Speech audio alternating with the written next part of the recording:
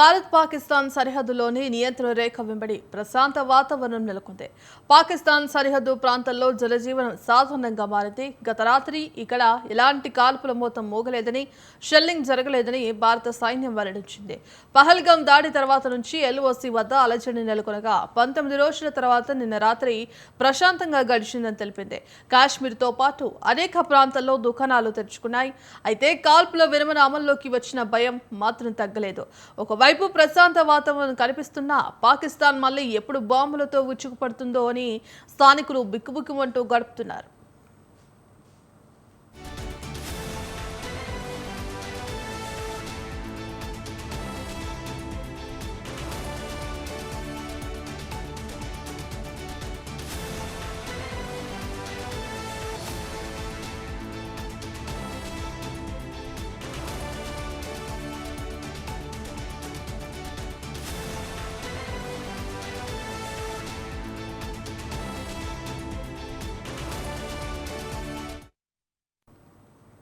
Operation Sindoor తర్వాత సైనిక ఘర్షణను ఆపేందుకు భారత్-పాకిస్తాన్ మధ్య శనివారం కాల్పుల విరమణ ఒప్పందం కుదిరింది. అయితే కొన్ని గంటలకే పాక్ దాన్ని ఉల్లంఘించి కాల్పులకు పాల్పడింది.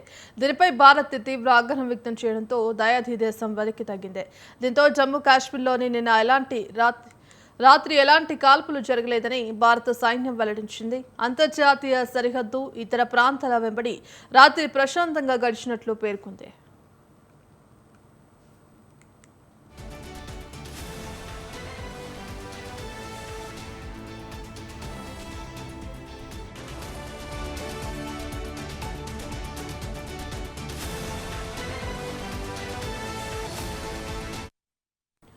పహల్గాం ఉగ్రదాడి అనంతరం ఏప్రిల్ 24 నుంచి ప్రతిరోజు పాక్ కాల్పులకు తెగబడుతోంది.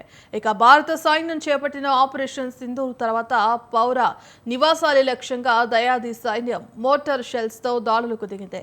దీంతో ప్రజల భయభ్రాంతులకు గురయ్యారు. ఘర్షణలు తీవ్ర స్థాయికి చేరడంతో భద్రతా దళాలు సరిహద్దు ప్రాంతాల నుంచి పౌరులను ఖాళీ చేయించారు. దీంతో గత కొద్ది రోజులుగా వారు సురక్షిత ప్రాంతాల్లోనే తలదాచుకుంటున్నారు.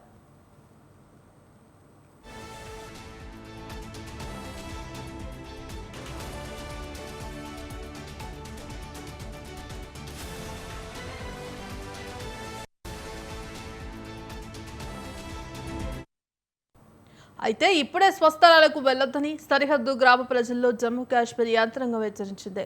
పేలని షెల్స్ ఇంకా ఉంటాయని, వాటిని గుర్తించాల్సి ఉందని పేర్కొంది. ఇక పాకిస్తాన్తో సరిహద్దులు పంచుకుంటున్న ఇతర రాష్ట్రాల్లోనూ నిన్న రాత్రి పరిస్థితులు సాధారణ స్థితికి వచ్చాయి. డ్రోన్లు, కాల్పులు, బాంబు దాడులు జరగలేదు. అయినప్పటికీ భద్రతా బలగాలు పూర్తిస్థాయి అప్రమత్తతో ఉన్నాయి.